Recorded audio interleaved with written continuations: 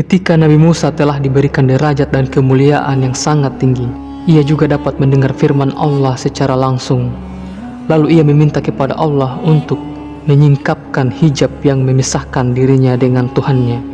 Ya Tuhan, tampakkanlah dirimu kepadaku, agar aku dapat melihat Engkau. Maka Allah, Tuhan yang tidak pernah terjangkau oleh mata manusia, yang maha kuat lagi maha nyata, menjawab, kamu tidak akan sanggup melihatku. Kemudian Allah menjelaskan kepada Musa bahwa tubuhnya tidak akan sanggup bertahan jika melihat Allah Subhanahu wa Ta'ala secara langsung, karena gunung saja yang jauh lebih kuat, jauh lebih kokoh, jauh lebih besar daripada manusia tidak akan sanggup bertahan ketika melihat zat Tuhan yang maha penyayang. Oleh karena itu dikatakan kepada Musa, namun lihatlah ke gunung itu, jika ia tetap di tempatnya sebagai sedia kala, niscaya kamu akan dapat melihatku.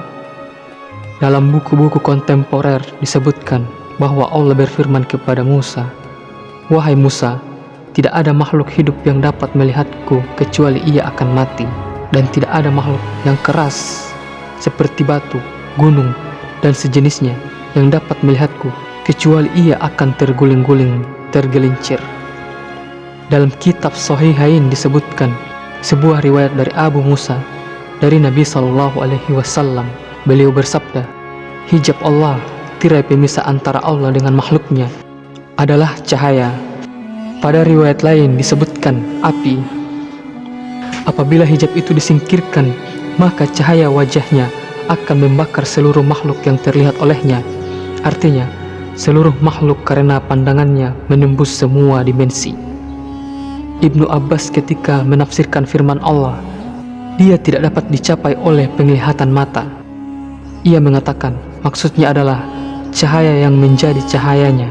Apabila ditampakkan kepada sesuatu, maka sesuatu itu tidak akan kuat untuk bertahan. Allah berfirman, maka ketika Tuhannya menampakkan keagungannya kepada gunung itu hancur luluh dan Musa pun jatuh pingsan.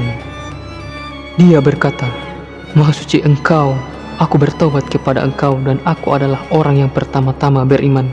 Mujahid mengatakan, Allah berkata kepada Musa, namun lihatlah ke gunung itu, jika ia tetap di tempatnya sebagai sedia kala, niscaya kamu dapat melihat aku, karena gunung itu lebih besar dan lebih kokoh darimu.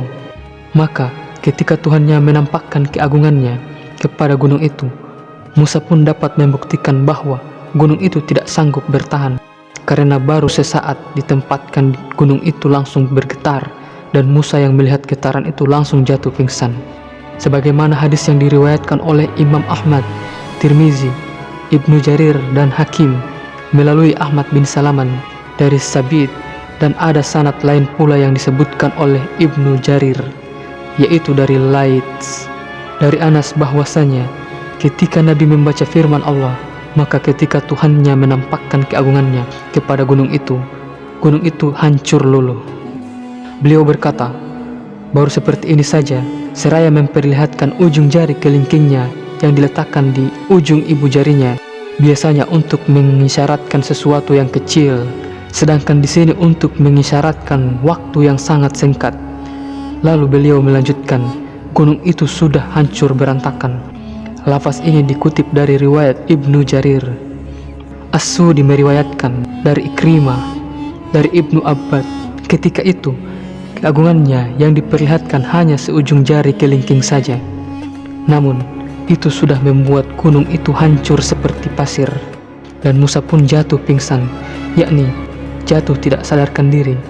Qatadah mengartikan jatuh mati. Namun yang benar adalah pendapat pertama, karena setelah itu dikatakan, setelah Musa sadar, kata ifaqah, tersadar, itu hanya jika seorang bangkit kembali dari pingsannya, bukan dari kematian. Dia berkata, Maha suci Engkau, yakni pensucian yang mengagumkan kepada Allah terhadap pemikiran bahwa seseorang dapat melihat keagungannya. Aku bertaubat kepada Engkau, yakni setelah ini aku tidak akan meminta lagi untuk dapat melihat keagunganmu, dan aku adalah orang yang pertama-tama beriman, yakni bahwasanya tidak ada satu makhluk hidup pun yang dapat melihat keagunganmu kecuali pasti ia mati. Dan tidak ada satu makhluk yang tidak bergerak pun kecuali ia pasti tergelincir. Wallahu a'lam bishawab.